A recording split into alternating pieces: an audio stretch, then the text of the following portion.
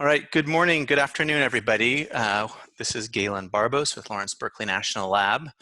Welcome to today's webinar, where we'll be talking about some findings from a recent report of ours looking at income trends among U.S. residential rooftop solar adopters. I will be handling the presentation duties here today, but I'm joined by my various co-authors on this report, Sydney Forrester, Naeem Darguth, and Ben Hohen. Naeem is also on the line here with me and will be managing some of the Q&A at the end of the webinar, but you'll otherwise just be hearing from me, for better or for worse. Before we get started, I want to just run through some of the standard housekeeping items here. So you all are in listen-only mode, but we do, of course, welcome and encourage any questions that you might have along the way.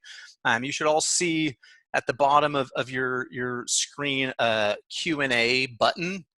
And so I believe if you click on that Q&A button, you'll be able to submit questions along the way. So please do ask questions. I hope to leave at least 10 or 15 minutes at the end to run through those. So if you send those as we go, Naeem will be kind of collecting them and organizing them in the background, and we'll be ready to discuss them once we get to that part of the presentation. This webinar is being recorded, and we'll be posting a recording of this to our website, and I'll give you the URL for the address where you can download it if you like. Also, along with the webinar recording, we of course have the full LBNL technical report that this presentation is based on. That report, however, I will note, is a PowerPoint document, a slightly longer PowerPoint document than the slides that I'll be running through here, but by and large, the webinar here more or less resembles the full report. And then I think that more or less kind of covers the essential bases here. So let's just get started. So I'm going to first start off with just a little bit of overview and background on this project. This is a new research product that we developed that is focused on analyzing primarily income, but to some extent some other demographic related trends of residential solar photovoltaic adopters in the US. The focus is on residential rooftop systems. These are mostly single family homes. There are some multifamily homes within the data set that I'll be describing, but those multifamily buildings are not universally identifiable, and so we don't break out the trends for multifamily versus single family. That's something we're interested in doing more of in the future, but at least for the purpose of this analysis, those multifamily units are just sort of embedded within the larger data set. As I mentioned, we're focusing primarily on income-related trends here, though as we kind of move forward with this research, we'll be looking at other demographic attributes as well. This particular analysis is primarily descriptive in nature, really just kind of focusing on identifying some core trends and hopefully serving as some kind of foundational document for a variety of complementary efforts that we're also conducting in concert with this work. And those complementary efforts include an online data visualization tool that allows users to kind of access the same data that we're describing in this report here, but to play around with it, cut it in different ways, and kind of explore it in ways that might be sort of more useful and customizable for your particular situation. In addition to the analytical work, we're also offering technical assistance to market participants, state agencies, other organizations, particularly those that are active in advancing solar efforts for low and moderate income households, and where we can kind of really directly apply the data that we've collected for this report to help answer some relevant questions. And then beyond that, we are engaged in some other kind of more narrowly focused, but perhaps kind of more methodologically involved projects that are focusing in on some specific questions and research topics that derive from the descriptive work here. The website where you can conveniently access all of this work, including the report I'm describing here and the webinar presentation is the address at the bottom of the screen here, solardemographics.lbl.gov. That's kind of the portal that we created for this new research initiative. So that's the basic background. Right here, we've just kind of summarized at a high level some of the key findings. I won't go through those now. These are all findings that will come out as in the course of going through the study itself. But if you look at the bolded headings here, it just gives you some ability to kind of anticipate the scope and the structure of the results from this analysis, where we are describing income distribution of solar adopters with some focus on adopters in the year 2018. That's the last year of the analysis period that we're focusing on. We also present some temporal trends to show how that distribution has evolved over time. We compare the income distribution of solar adopters to the broader population. We describe variation in solar adopter income distributions across states and counties and other geographical scales. We provide a bit of a deep dive into adoption trends, specifically among those low to moderate or low to middle income households. And then finally, we present a few trends at the very end, focusing on some other financial indicators, namely home values and credit scores, really mostly just for the purpose of corroborating the income-based trends, though certainly that material is interesting in its own right as well. So just a little bit in terms of the data for this work. So the starting point for this analysis consists of a large data set of street addresses for solar PV systems installed around the country. Excuse me, let me advance here. And our primary source for that is the Tracking the Sun data set. This is a data set that Berkeley Lab has assembled and maintains on an annual basis. Some of you may be familiar with it. The version that we used for this particular analysis ran through 2018 and consisted of about 1.2 million PV system street addresses for systems installed through the end of 2018. We then supplemented that with some additional solar PV street address data obtained from a company called BuildZoom, which compiles data from permitting agencies around the country. That added an additional 200,000 or so data points to the analysis. Maybe more significantly than the kind of number of data points, it allowed us to expand the scope of the analysis into a number of significant state solar markets that otherwise we would have been missing. So that's sort of the sort of underlying kind of street address data set. We then obtained income and other demographic related data from Experian, basically by kind of getting them to append on to the addresses a variety of these other data elements. So the household income data, that's what we'll primarily be focusing on here. And just to be clear, that data, these are estimates. So this is not actual verified household incomes. Experian has, their own proprietary model for how they develop those household level income estimates. And that's what they provide to us. And those income estimates are for all addresses intended to reflect incomes as of the beginning of 2019. So it's important to keep that in mind. It's not based on the date of PV installation. And so that's something to keep in mind, especially as we're looking at some of the temporal trends. And then lastly, we use data from the US Census for the purpose of then benchmarking solar PV adopter incomes against the broader population. Here we see the geographical coverage of our data sample, showing all systems on the left-hand side and then just the 2018 systems on the right. And in both cases, we distinguish between those records where the underlying street addresses come from Tracking the Sun versus BuildZoom.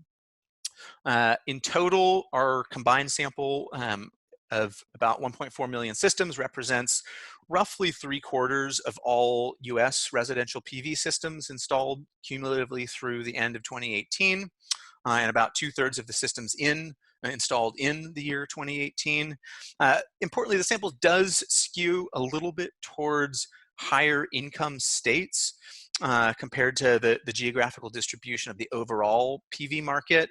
And that can impact some of the initial trends that we show, though there are then a variety of ways that we can control for that. With that, let's start digging into the results, and we'll start out by simply characterizing the income distribution of all PV adopters in our data set, and kind of showing how that compares to the broader population. So here we see a simple histogram of household income estimates across all the solar PV adopters in our data set, showing both the distribution for adopters across all years, that's in orange, and then just for the 2018 adopters in blue. And at the most basic level, we can simply see that PV adoption does, in fact, span across all income ranges. It's got kind of a peak in the 50 to 100K range, as you can see. That peak on the right-hand side, I'd notice, is mostly just kind of a data truncation issue, since we're collapsing everybody beyond 250K into that single bin there. And you can also see by comparing the blue to the orange that there does seem to be some modest shift towards lower incomes over time. And some of the later slides will definitely show that more directly. So a natural question to ask when looking at that last slide is how does the distribution of PV adopter incomes compare to the population at large? And that's what the figure here begins to do. So just to kind of get you oriented here, we've collapsed the income bins into just the 4 ranges shown here in 50K increments. It's along the x-axis. The PV adopters are shown in blue. We've then compared their income distribution to the distributions for both all US households. That's what's shown in gray. And then also the distribution just for owner-occupied households in yellow. And so in terms of the key takeaways here, clearly PV adopters do skew high in terms of their incomes relative to the population at large. And that skew is most pronounced at the upper end and the lower end of the income spectrum. Where you can see on the right-hand side clearly a pretty significant overrepresentation of relatively high income households, and then on the left-hand side, similarly a pretty significant underrepresentation of lower income households. In the middle, though, those middle income households are, at least based on this figure, seemingly pretty well represented in proportion to their share of the overall population, and that's most evident in that 50 to 100K range there. The other thing to note, which really shouldn't be at all surprising, is that the degree of skew is less severe when we're comparing just to owner-occupied households than when we compare to all households, both owner-occupied plus renters. Residential rooftop PV is, for some kind of basic and obvious structural reasons, generally limited to owner-occupied households, which tend to be wealthier than the population at large. And so, that helps both to kind of partially explain the income disparity that we see when comparing to the overall population in gray. And it also, reinforces what many working in this space already know, which is that figuring out how to make solar work for renters is a key part of expanding access to solar among lower income populations. So the previous slide compared income distributions of PV adopters to the broader population at the national level. What we attempt to do in the figure here is to perform that same comparison, but at successively smaller spatial scales. And so what the figure here shows is the percentage of PV adopters below the median household income at various spatial scales, starting from the national median on the left-hand side, and then as you progress to the right, the median income at progressively smaller spatial scales, going all the way down to the census block group. And we do that looking both at all households and then, where possible, comparing to the median income just for owner-occupied households. And so, if PV adopter incomes perfectly resembled the broader population, then you'd expect 50% of adopters to have incomes below the broader population median. And in fact, you see that that percentage is less than 50% in all cases. And so the skew that we noted before exists not just at the national level, but it extends down to more local levels as well. That said, you do see that the skew moderates a bit as you progress to smaller and smaller spatial scales.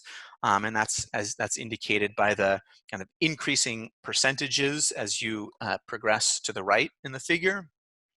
And that trend, that could be explained, partially by sort of, macro type dynamics in terms of where and how solar markets develop.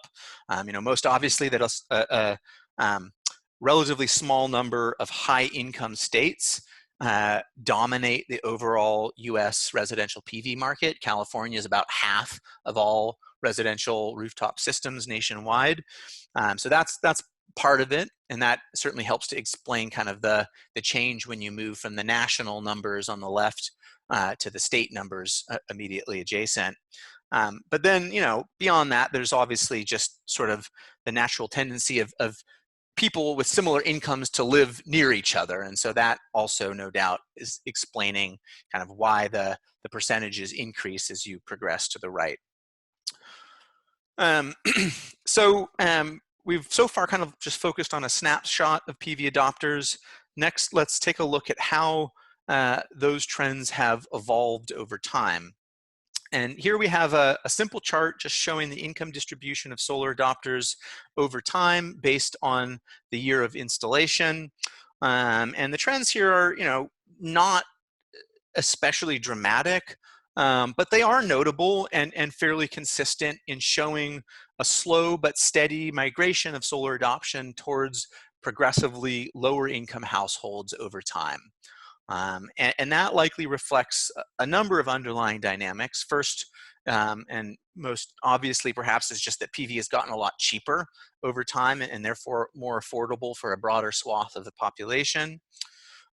Over the time span shown here, a variety of financing options for residential PV have also become much more widespread, and that can help to address some of the upfront cost barriers that are especially critical for lower and more moderate income households. We've also seen an increasing amount of interest and activity over the past few years in specifically trying to advance solar access among LMI populations. And so it's conceivable that some of those efforts may be starting to bear some fruit. And then last, and as maybe something of a catch-all here, these temporal trends may also simply just reflect a general maturation of PV markets where consumers are becoming more knowledgeable about the technology and more comfortable with it, and installers are having to dig deeper into their local markets to find new customers. So one thing that we were particularly curious about in kind of looking at those temporal trends is to kind of understand whether that general migration of solar adoption towards lower incomes was a function of markets expanding in geographical scope, kind of beyond those traditionally higher income states and moving into other parts of the country that are lower income, or whether adoption was penetrating more deeply into existing markets. So not just sort of expanding the geographical scope, but also kind of going deeper as well. I mean, these are not mutually exclusive, of course, but we were interested in kind of trying to understand whether one or the other was more dominant in explaining those trends. And we spend a fair amount of time in the report kind of trying to unpack that. I won't go through all of that material here, but I think the bottom line is that it is a bit of both of those trends, but we actually see kind of clear evidence for the deepening dynamic. In other words, PV adoption extending into lower income households within individual markets, as opposed to just kind of expanding into a broader sort of geographical region where lower income households reside. And one way that we show that is through the graphic on the bottom chart.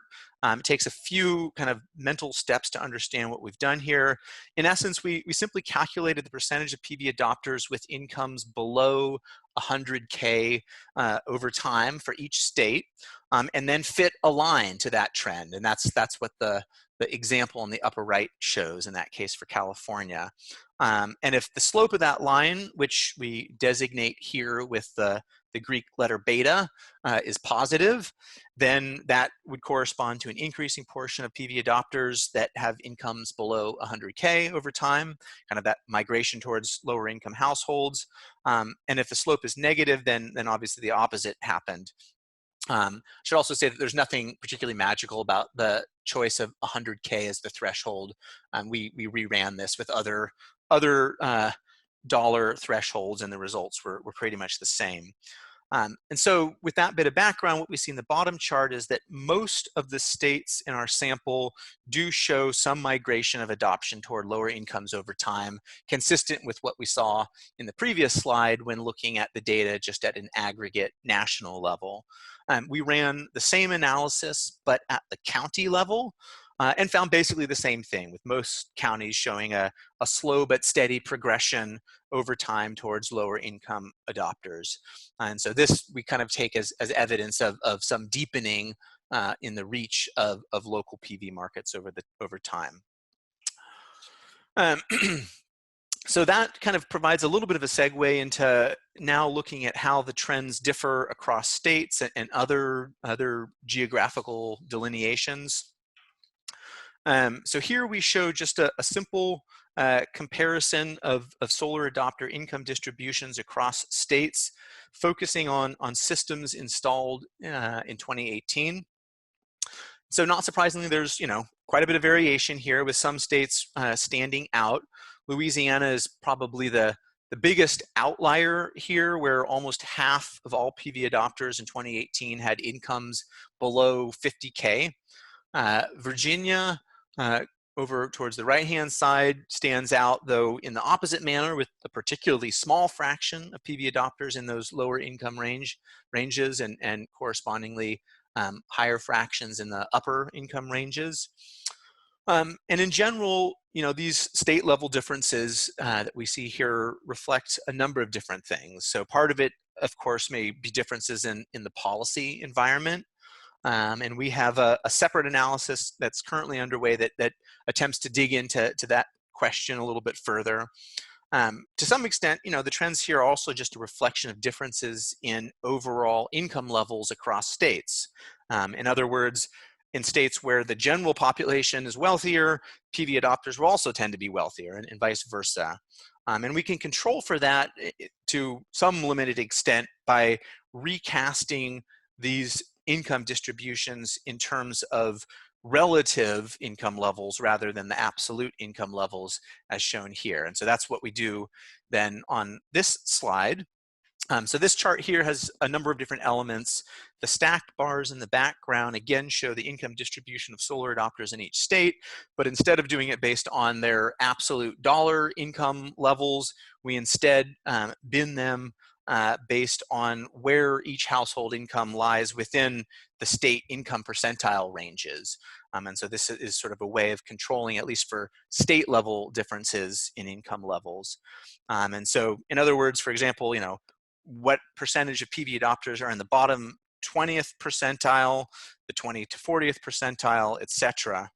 And then we also show overlaid on top of those stacked bars the percentage of PV adopters in each state below the associated state level median income. That's we showed that data, though, kind of rolled up to the national level a few slides ago.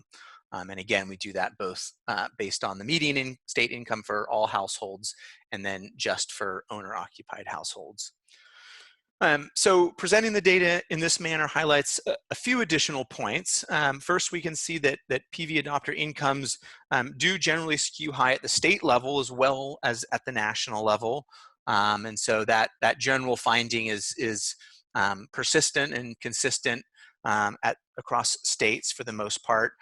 There are, however, a few states here that exhibit some measure of parity between solar adopter incomes and the broader population. And in particular, there are 3 states, Connecticut, Louisiana, and New Jersey, where if you look at the solid dots, you can see that about half of all PV adopters in those 3 states have household incomes below the median for all owner-occupied homes in those states.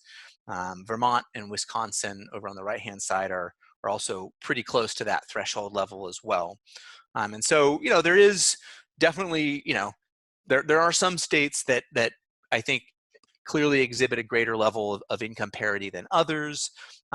Even within those states, though, you can see that that parity applies really only in a rough manner, as you can see that there's still a pretty significant underrepresentation at the very lowest end of the income range, that 0 to 20th percentile range, and then even in the 20th to 40th percentile range as well.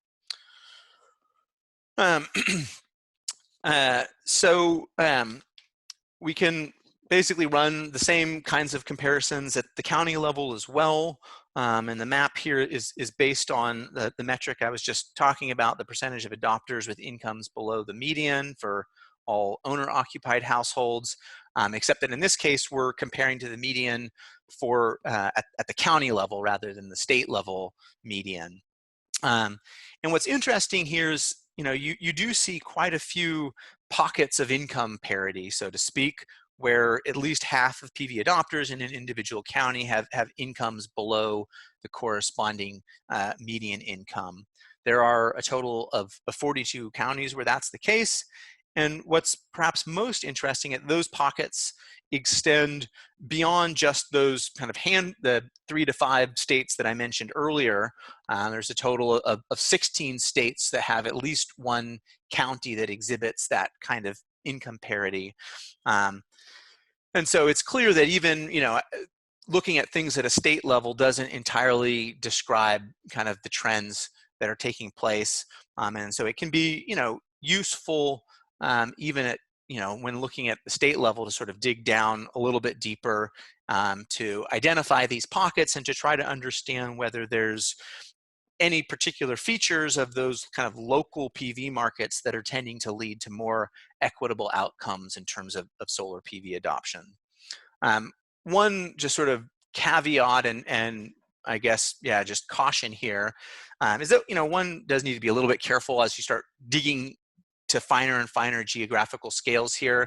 As you do that, of course, the underlying sample sizes get smaller and smaller. And so there's always, kind of a possibility that what you're seeing in some cases might be, more of an idiosyncrasy of the underlying data than any really kind of systematic phenomenon.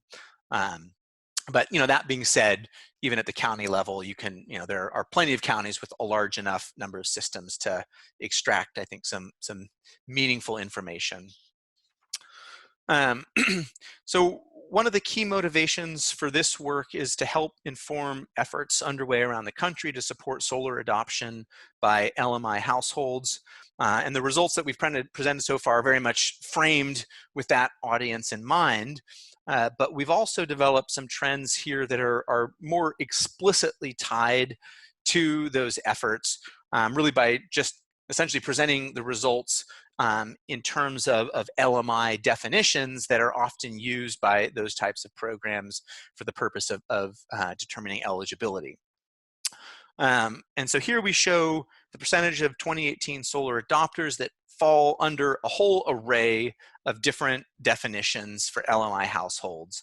So for example, on the far left, we show the percentage of adopters under various thresholds based on the federal poverty level, FPL. And so the top bar there, for example, shows the percent of solar adopters below 300% of FPL, and then below that, the percentage of adopters under 200% and 150% of FPL, respectively.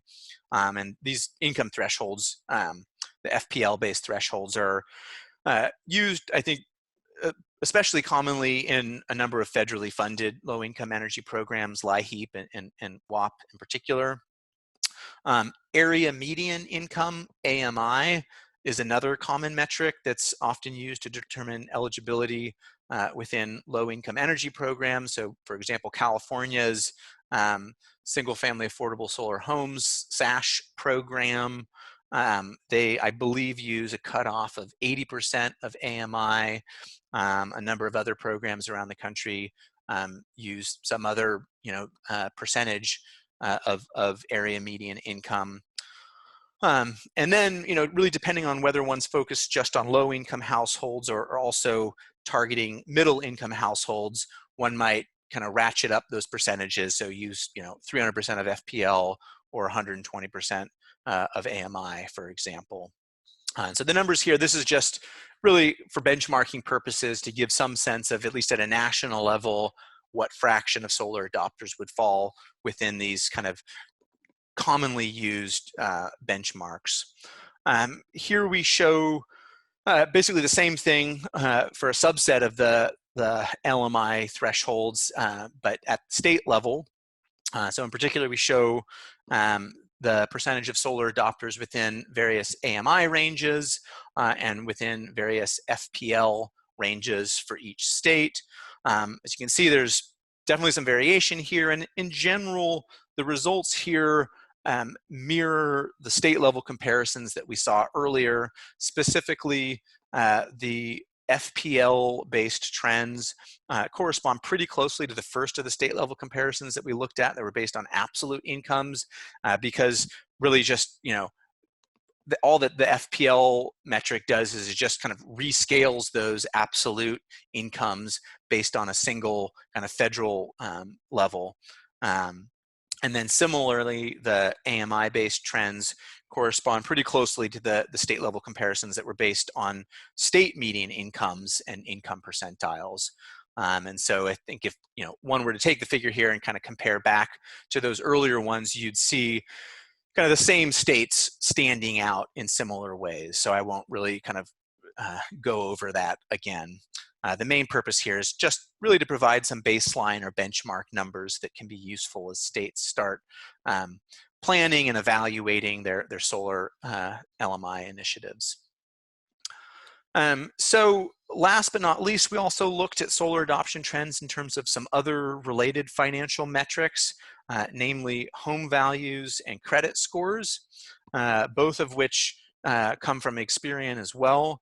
And our purpose here, as I mentioned, is pretty limited, largely focused on just kind of corroborating the income-based trends. But certainly, both home values and credit scores are an interesting issue or set of issues in their own right, and could no doubt be the focus of their own studies. So this might be an area that we in the future decide to do some follow-on work as well. So first, with respect to home values, here we show trends among solar adopters in terms of how their home values rank within the same county. And so specifically, we show the distribution of solar adopters in each year in terms of both home value percentiles at the county level, as well as the percentage of adopters whose home value is below the corresponding county level median. As with the income trends, we see both kind of a skew towards higher value homes, but B, some moderation of that trend over time. Though certainly you can see that still in 2018, only about a quarter or so of solar adopters in that year had home values below their county median, while the large majority, 3/4 or so, had relatively high home values. And this correspondence between the home value-based trends and the earlier income-based trends is not particularly surprising given the likelihood of some fairly strong correlations between incomes and home values. The credit score results here are qualitatively similar, again showing a moderating but still persistent skew towards, in this case, higher credit score households. The trends here break out solar adopters in each year based on their kind of absolute credit score range. And as you can see, the majority are still in that super prime category, or one of the two super prime categories, with credit scores above 740. Only about 10% are subprime as of 2018, though those numbers have gone up a little bit over time. I should note, though, that in the case of the credit score analysis here, the trends are a little bit muted because the credit score data are not truly at the household level, but instead are the median credit scores for households within the same census block of each PV address. Say, you know, the 4 to 5 households within the same block and on the same side of the street as the solar adopter. And that's due to just some limits in terms of the granularity that Experian is allowed to share the credit score data. And so I think, you know, most likely if one were to do this analysis with actual household level credit scores, I think the skew would probably be a little bit more pronounced, though perhaps not discernibly so. Okay, so now just to wrap up with a few conclusions before turning to the Q&A. So kind of at a really high level here, what we've shown is that solar adopters in the US span all income ranges and even include some fraction of households that are or could be considered low and moderate income. Obviously, the specific fraction depends critically on how you define low to moderate income. But regardless of the definition, certainly there are some adopters that are within that range. Solar adopter incomes do skew high relative to the broader population, though that skew is less pronounced when comparing just to owner-occupied households, and is also somewhat less pronounced when making this comparison on a more localized basis, say at the state or tract level as opposed to at a national level. Solar adopters, they also skew high, as we saw in terms of those other financial metrics that we looked at, home values and credit scores. The disparities both in income and those other metrics between solar adopters and the broader population, they have been diminishing over time.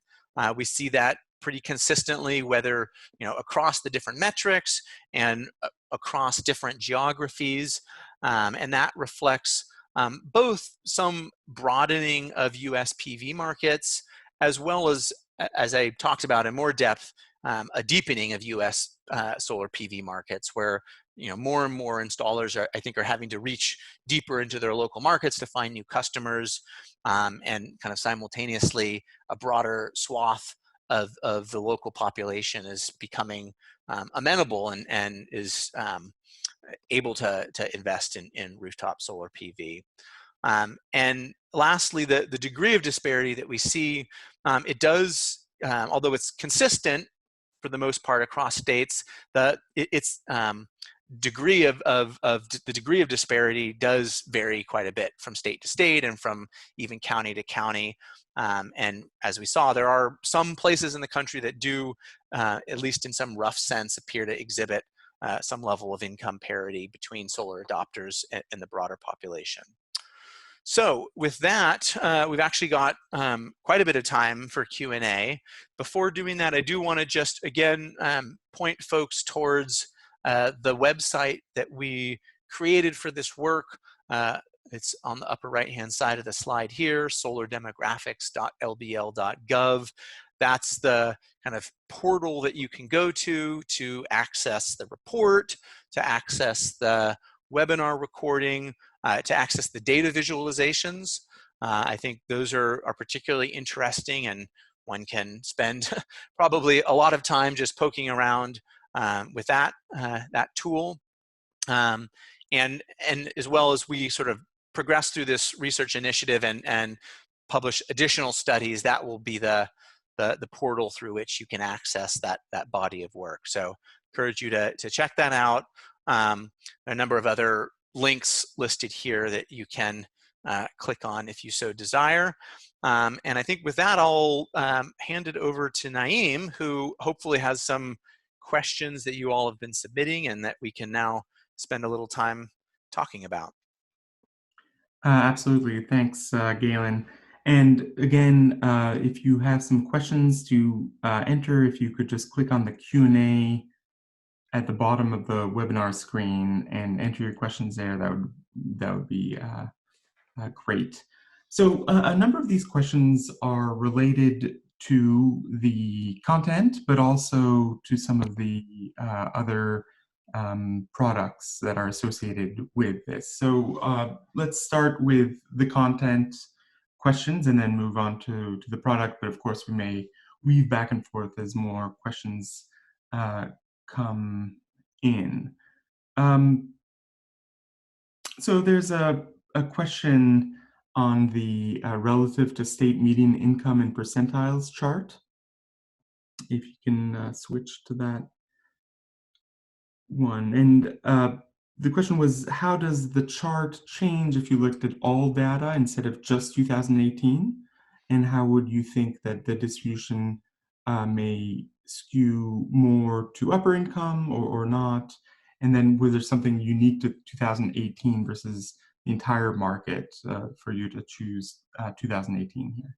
Right. Yeah. No, good question. So maybe to start with the last part of that question. So we chose 2018 because that was the last year of our analysis period. I mean, we have data for solar adopters really kind of going back to even before 2000. I think we primarily, in terms of displaying temporal trends, focus on the period from 2010 onward. But 2018 was the last year. And so we to some extent focused on that because it felt like it was the most kind of meaningful portion of our data sample in terms of characterizing the current market. Though I think looking at the temporal trends is, of course, useful and interesting in order to see kind of how we've gotten to where we are now and where things might kind of be trending. But so that's why we focused on 2018. It was as late as we could go. That this work was actually completed last year, kind of late last fall. But we were just able to publish it a couple weeks ago. And then in terms of how this chart would look different if we were to focus on all systems or perhaps on a particular earlier year, yeah, so if we did that, the skew would be more pronounced. So you would see, basically everything would, the dots would all shift down, the blue, pink, and gray bars would all get smaller while the green and yellow bars would get bigger.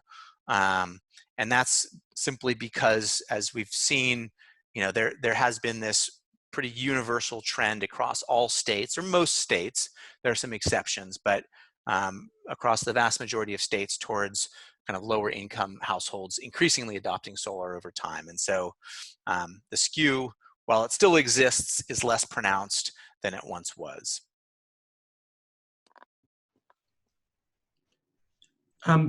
Someone's asking about multifamily housing. So California has done a lot to drive the adoption of solar on multifamily housing, basically to find ways to bring the benefits of solar to renters and also to lower income folks. So you mentioned that our data doesn't include this, but the person wanted to know how you think it may impact the income distribution trends that we present here. Obviously, we don't have the data, but if you have any kind of insights, and whether we plan on digging deeper into that market segment in the future.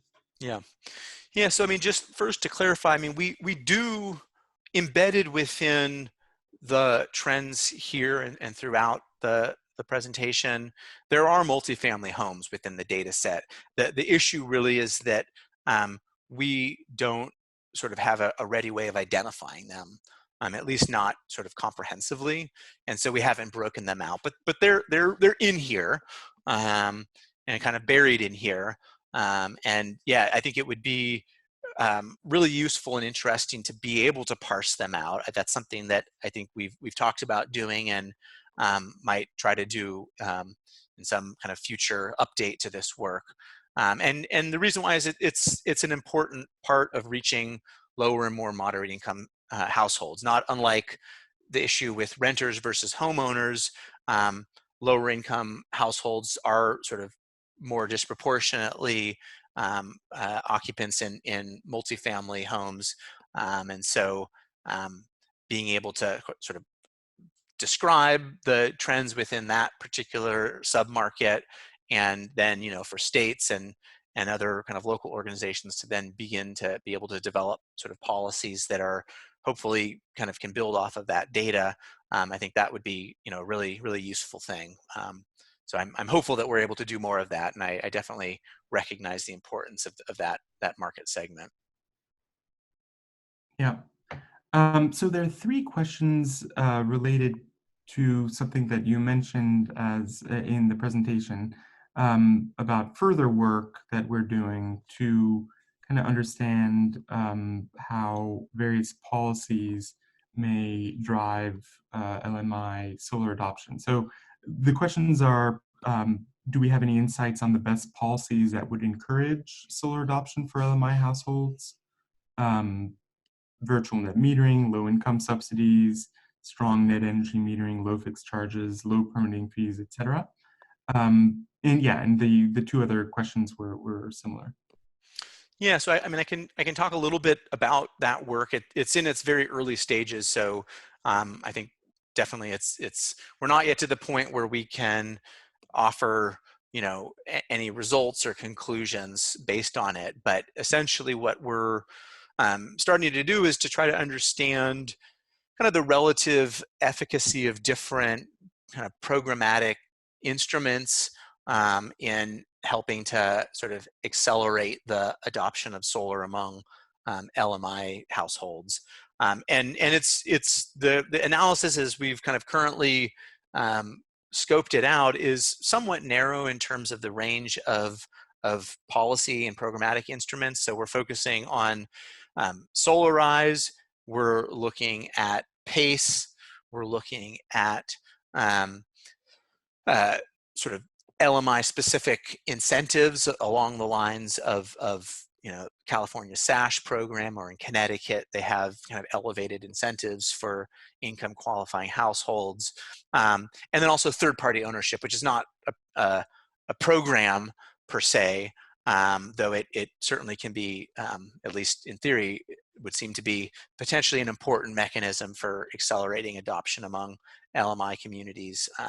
And to the extent that states have some leverage or levers there in terms of setting policies around TPO, there still is kind of a policy angle there that makes it maybe useful to consider in conjunction with the others. So those are the four sort of mechanisms or instruments that we're currently looking at.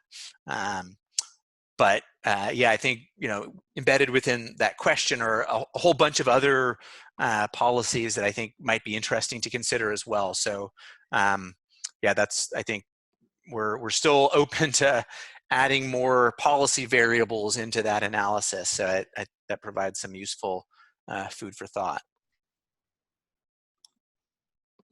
Great. So maybe now switching to some of the other products, and in particular the tool, the online visualization tool that was developed. So there was a question about where can I find more info on a specific state solar adoption breakdown by income levels, and what kind of data can I download from the online tool? Yeah, so the tool, it again, you can get there via the solardemographics.lbl.gov website. I think that takes you to a page where there's a hyperlink to the tool that you can then click on. And the tool, which Naeem was sort of led the development of, and is well positioned to answer as I am, but I'll answer it. It has kind of two elements to it. There's a map, and then a chart tool on the other side. And basically you can click on an individual state or zoom in on an individual county, and for that state or county you can look at both time trends as well as a 2018 snapshot, and you can do both in terms of a variety of different income metrics, kind of a subset of the various metrics that we've run through in this presentation here. And for all of that, you can download both the underlying data points that are plotted in those summary figures, so not the address level data, but the kind of summary statistics, the numbers that are being plotted in the figures you can download, and you can also download images of the figures and the maps yourself. And I think our intent and hope is that folks will find use for that information within their own presentations and their own kind of internal or public-facing analyses. Hopefully, if folks start perusing around and have questions, I think there should be a way of getting in touch with either Naeem or myself to let us know if you have any questions about how to use it. But there is also a user guide that we posted that might be useful to just check out. It's, I think, 2-page or so document that just kind of explains the basic features and functionality of the tool. And that's maybe a useful place to start if you find yourself kind of a little bit disoriented when first looking at the tool. Another question, not related to the tool, but another kind of outcome of this report is the Solar Adopter Income Trends Analytical Request Form. So someone was just asking a little bit more about that and whether we recommend this for cities that are pursuing climate action plans in particular, but just maybe some more information on it more generally. Yeah, so through the same website that I've mentioned a few times, there's also a hyperlink there where entities can submit a request for analytical support. And that clicking on the link will take you to a Google form that has a number of questions that need to be filled out, kind of describing the nature of the request, timing, kind of how the analytical work would then actually be used.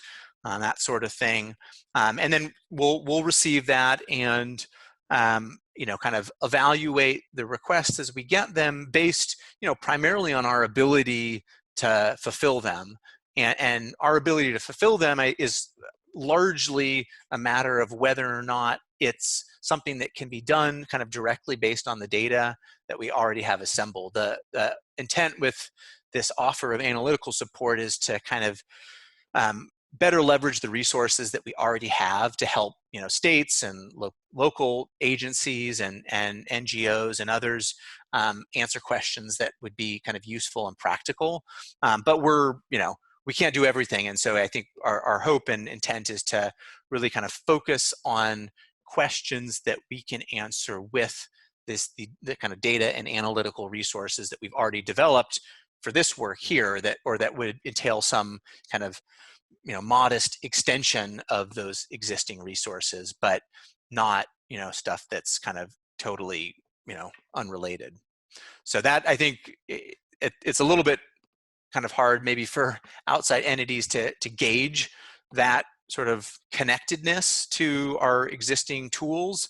And so I would, if folks have any doubt, just go ahead and submit the request or send us an email and ask us if we think it would be relevant, and we can offer you some guidance.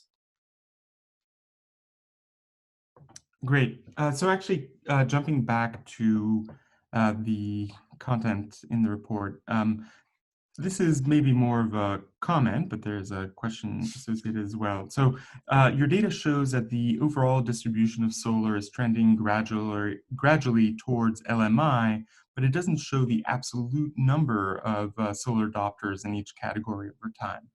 20% of the 2018 adopters would be much bigger than 20% of the 2010 solar adopters. So the question is, how many more LMI households went solar in 2018 than 2010? And this is really kind of another way of telling the story of how much more LMI households are choosing solar today than 10 years ago. Right. Yeah, no, I think, one of the things that we struggled with in putting this report together and the analysis is kind of deciding kind of what metrics to use, and showing adoption levels in terms of numbers of households was one of the things that we considered. And I can definitely see the value in having the information sort of presented in that way. I don't know the answer to the question, but that is definitely a knowable question based on the data that we have. So and that's, if whoever asked that question wants to shoot myself or Naeem an email, we can definitely answer that for you.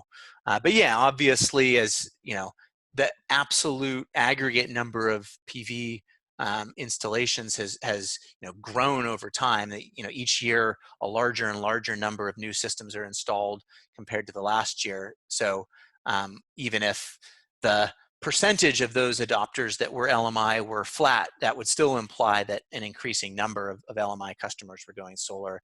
I think the way that we did it here is really intended more to get at the question of kind of the equitability of the solar market and whether certain populations are being sort of served better or worse than others, and especially kind of lower to more moderate income households. Great. With that, one just came in.